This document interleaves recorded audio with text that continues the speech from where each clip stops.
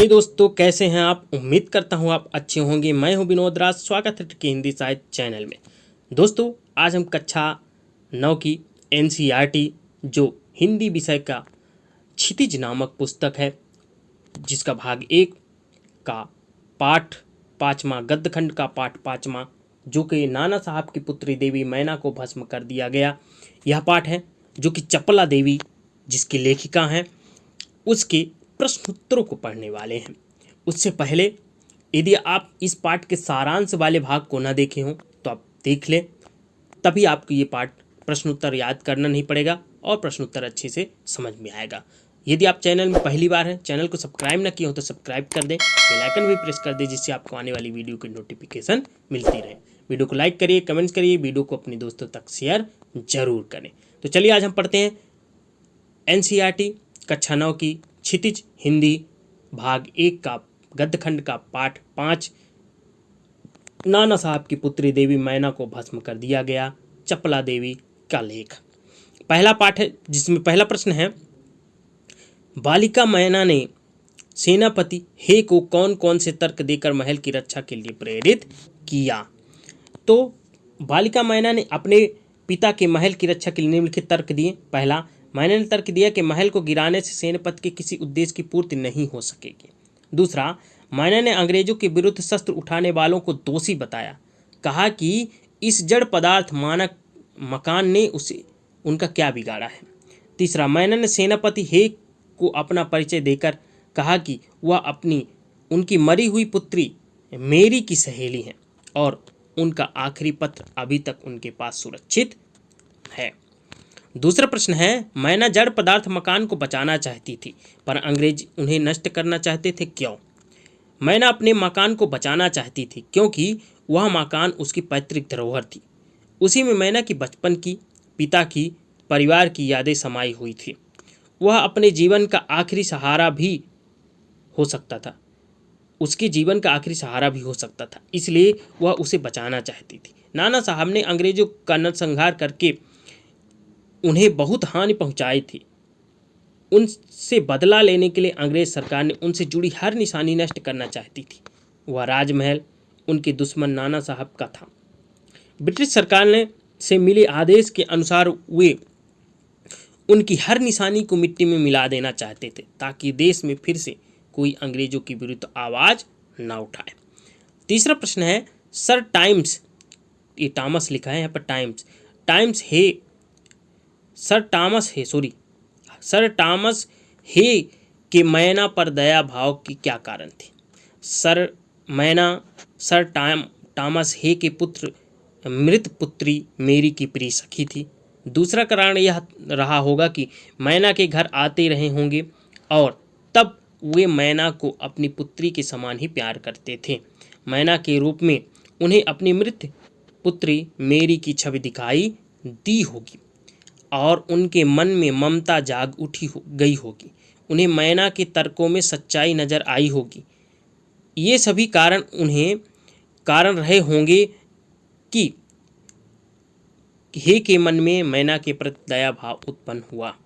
तो ये प्रश्न तीसरा हो गया। चौथा प्रश्न है, मैना की अंतिम इच्छा की थी कि वह उस प्रासाद के ढेर पर बैठकर जी भर के रोले, लेकिन पाषाण हृदय वाले जलना ने किस भय से उसकी इच्छा पूर्ण न होने दी। ये प्रश्न है, तो उत्तर होगा मैना महल के ढेर पर बैठकर जी भरकर रो लेना चाहती थी, पर पाषाण हृदय मतलब पत्थर हृदय, पाषाण हृदय जनरल आउटरम ने उसकी यह इच्छा पूरी ना होने दी। जनरल आउटरम के मन में भय रहा होगा कि अगर उसने नाना साहब की बेटी के प्रति जरा भी सहानुभूति दिखाई तो ब्रिटिश सरकार का गुस्सा उन पर फूट पड़ेगा, उसे इसके लिए कठोर दंड भी मिल सकता है। इस कारण उसने नैना की यह छोटी सी इच्छा भी पूरी ना होने दी। पांचवा प्रश्न है, बालिका मैना के चरित्र में कौन कौन सी विशेषताएं आप अपनाना चाहेंगे और क्यों।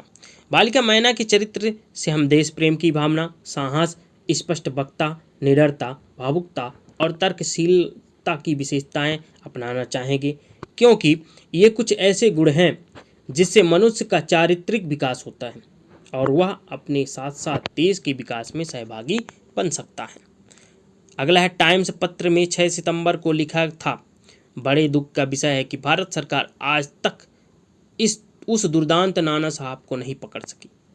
इस वाक्य में भारत सरकार से क्या आशय है? यहाँ भारत सरकार से आशय ब्रिटिश शासन के उद्देश्यों के अंतर्गत चलने वाली ऐसी सरकार जिसे अंग्रेज अधिकारी उनके नाम पर चलाते थे। ठीक है ना। रचना और अभ्यक्ति में 7वां प्रश्न है, स्वाधीनता आंदोलन को आगे बढ़ाने में इस प्रकार के लेख की क्या भूमिका रही होगी? स्वाधीनता आंदोलन को आगे बढ़ाने में तथा समाज के लोगों तक संदेश पहुंचाने में उन लेखों की भूमिका महत्वपूर्ण रही होगी। लोग जब अंग्रेजों के अत्याचार को पढ़ते होंगे तो उनके विरुद्ध आक्रोश से भर जाते होंगे और संघर्ष के लिए तत्पर हो जाते होंगे। जब उन्होंने मैना जैसी निडर बालिका की निर्मम वध की बात सुनी तो उनका हृदय करुणा और श्रद्धा से भर उठा और मैना के बलिदान से उन्हें देशभक्ति की प्रेरणा मिली। यही भाव स्वाधीनता आंदोलन को आगे बढ़ाने में मददगार सिद्ध हुआ होगा। 8वां प्रश्न है, कल्पना कीजिए कि मैना के बलिदान की यह खबर आपको रेडियो पर प्रस्तुत करनी है। इन सूचनाओं के आधार पर आप एक रेडियो समाचार तैयार करें और कक्षा में भावपूर्ण शैली से पढ़ें। देखते हैं, यह आकाशवाणी का कानपुर चैनल है। आज आपके समक्ष संध्या समाचार की बेला में मैना देवी के बलिदान पर संक्षिप्त विवरण की प्रस्तुतिकर्ता श्री रवि वर्मा जी, मतलब उसमें नाम आप अपना भी जोड़ सकते हो। अत्यंत दुख के साथ यह सूचित किया जाता है कि कल सायंकाल मैना देवी का देहावसान हो गया। अंग्रेज जनरल आउटरम के द्वारा बड़ी ही अमानवीयता के साथ मैना देवी को जलती हुई आग में भस्म कर दिया गया। सारा शहर इस घटना से अत्यंत क्रुद्ध तथा दुखी है। भले ही आज मैना देवी इस नश्वर संसार को त्याग कर परम धाम चली गई हैं, परंतु उनका यह बलिदान व्यर्थ नहीं जाएगा, जो आने वाले समय में देशवासियों को निश्चित रूप से प्रेरणा प्रदान करता रहेगा। धन्यवाद। इस प्रकार आप सूचना दे सकते हैं। इस पाठ में रिपोर्टाज के प्रारंभिक रूप की झलक मिलती है, लेकिन आज अखबारों की अधिकांश खबरें रिपोर्टाज की शैली में लिखी जाती है। आप कोई 2 खबरें इस प्रकार किसी अखबार से काटकर अपनी कॉपी में चिपकाएं तथा कक्षा में पढ़कर सुनाएं। तो ये तो बच्चों के लिए है। देखते हैं, नवभारत टाइम्स, आप कोई भी ले सकते हैं। रिपोर्टाज मतलब होती है घटी हुई घटना का वर्णन करना। तो आप कोई एक लिख सकते हैं, नवभारत टाइम्स 24 सितंबर 2014। पहली कोशिश में मंगल तक पहुंचा भारत। अंतरिक्ष अनुसंधान के क्षेत्र में भारत ने आज नायाम उपलब्धि हासिल की है। भारतीय अनुसंधान संस्थान इसरो का मार्स ऑर्बिटर मिशन यानी मंगलयान सुबह 8 बजे के करीब मंगल की कक्षा में प्रवेश कर गया है। यह उपलब्धि हासिल करने के बाद भारत दुनिया का पहला ऐसा देश बन गया है जिसने अपने पहले ही प्रयास में सफलता अर्जित की है। इस यहाँ से कोई भी ऐसा देश अब तक यह सफलता हासिल नहीं कर सका है। चीन और जापान के अब तक के सभी प्रयास विफल रहे हैं, जबकि अमेरिका को मंगल तक पहुंचने के लिए 7 प्रयास करने पड़े थे। अमेरिकी अंतरिक्ष एजेंसी नासा और मावेन की टीम ने भारतीय यान के मंगल की कक्षा में सफलतापूर्वक पहुंचने के लिए इसरो को बधाई दी। दूसरा, नवभारत टाइम्स 21 सितंबर 2014। बाढ़ से 1 लाख करोड़ रुपए के नुकसान का अनुमान। जम्मू कश्मीर सरकार ने आज बताया कि राज्य में बाढ़ के कारण लगभग 1 लाख करोड़ रुपए नुकसान का आकलन किया गया है। राज्य की अमर अब्दुल्ला सरकार ने उम्मीद जताई है कि केंद्र प्रभावित लोगों को ज़्यादा से ज़्यादा सहायता मुहैया कराएगा। मुख्य सचिव मोहम्मद इकबाल खांडे ने पत्रकारों से कहा कि बाढ़ के कारण 1 लाख करोड़ रुपए का नुकसान हुआ है। मुख्य सचिव ने कहा कि राज्य सरकार बाढ़ की वजह से हुए नुकसान के बारे में विस्तृत ज्ञापन तैयार करेगी, जिसे इस सप्ताह के अंत तक केंद्र को दे दिया जाएगा। हमें उम्मीद है कि भारत सरकार प्रभावित लोगों को ज़्यादा से ज़्यादा सहायता प्रदान करेगी।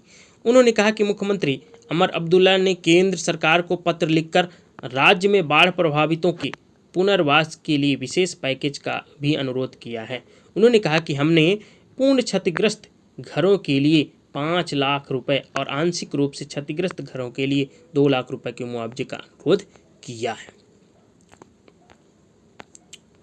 चलिए देखते हैं 9वां प्रश्न जो है। इस पाठ में रिपोर्टाज के प्रारंभिक रूप की झलक मिलती है, लेकिन अखबारों की अधिकांश खबरें रिपोर्टाज की शैली में लिखी जाती है। आप अपने आसपास की किसी घटना का वर्णन रिपोर्टार शैली में कीजिए। तो ये आपको वर्णन करना है, चाहे आप अपने से कर सकते हैं, लेकिन एक उदाहरण से आप समझ सकते हैं। मुंबई एक्सप्रेस हाईवे पर मंगलवार को एक सड़क दुर्घटना में एक युवक की मौत हो गई, जबकि 2 युवक गंभीर रूप से घायल हो गए। अमर प्रेस और राज तीनों मंगलवार की रात गाड़ी से घर जा रहे थे जब पीछे से ट्रक ने गाड़ी में टक्कर मार दी। हादसे में तीनों गंभीर रूप से घायल हो गए। घटना स्थल पर मौजूद लोगों ने उन्हें अस्पताल में भर्ती कराया। डॉक्टरों ने अमर को तत्काल मृत घोषित कर दिया, जबकि प्रेम और राज की हालत गंभीर बनी हुई है। 10वां प्रश्न है, आप किसी ऐसी बालक बालिका के बारे में एक अनुच्छेद लिखिए जिसने कोई बहादुरी का काम किया हो। तो आप अपने से लिख सकते हैं, लेकिन एक उदाहरण देख सकते हैं। हमारा देश का इतिहास साहसी लोगों के कारनामों से भरा पड़ा है, आज भी उनकी कमी नहीं है। ऐसी ही एक बहादुर लड़की ने अपनी जान पर खेलकर अपने मात्र 4 वर्ष के भाई की जान बचाई। दिल्ली की 9 वर्ष की बालिका महिका अपने परिवार के साथ केदारनाथ मंदिर में प्रार्थना कर रही थी। अचानक प्राकृतिक विपदा आन पड़ी, वह अपने परिवार से बिछड़ गई। चारों तरफ सिर्फ पानी नजर आ रहा था। ऐसे में उसे अपने छोटे भाई के रोने की आवाज़ आई। तैरना न आने के बावजूद वह बिना कुछ सोचे समझे पानी में कूद गई और अपने भाई को ढूंढकर सुरक्षित स्थान पर ले गई। 3 दिन तक वह भूखी प्यासी अपने भाई को पकड़े बैठी रही। इसके इस साहस के लिए उसे राष्ट्रीय बहादुरी पुरस्कार देकर सम्मानित किया गया। अब आज का लास्ट प्रश्न है 11वां। भाषा में वर्तनी का स्वरूप बदलता रहता है। इस पाठ में हिंदी गद्य का प्रारंभिक रूप व्यक्त हुआ है, जो लगभग 75-80 वर्ष पहले था। इस पाठ के किसी पसंदीदा अनुच्छेद को वर्तमान मानक हिंदी रूप में लिखिए। कानपुर में घटित हत्याकांड के बाद अंग्रेजी सैनिक दल बिठूर की ओर गया। बिठूर में स्थित नाना साहब का राजमहल अंग्रेजों द्वारा लूट लिया गया, लेकिन अंग्रेज अधिक नुकसान नहीं कर पाए। इसके बाद अंग्रेजों ने तोप द्वारा नाना साहब के महल को उड़ा देना चाहा। तभी महल के बरामदे में एक सुंदर बालिका आकर खड़ी हो गई। यह देखकर अंग्रेज सेना को हैरानी हुई, क्योंकि महल को लूटते समय वह बालिका वहां दिखाई नहीं दी थी। तो ये रहा पार्ट 5 के प्रश्नोत्तर। उम्मीद करता हूँ ये वीडियो आपको अच्छी लगी होगी। यदि वीडियो अच्छी लगी हो तो लाइक ज़रूर करिएगा। आप वीडियो को अपने दोस्तों तक शेयर जरूर करें। जहाँ कहीं आपको कोई दिक्कत हो तो आप कमेंट के माध्यम से पूछ सकते हैं। यदि आप चैनल में पहली बार हैं, चैनल को सब्सक्राइब नहीं किया तो सब्सक्राइब भी कर दें, बेल आइकन भी प्रेस कर दें, जिससे आपको आने वाली वीडियो की नोटिफिकेशन मिलती रहे।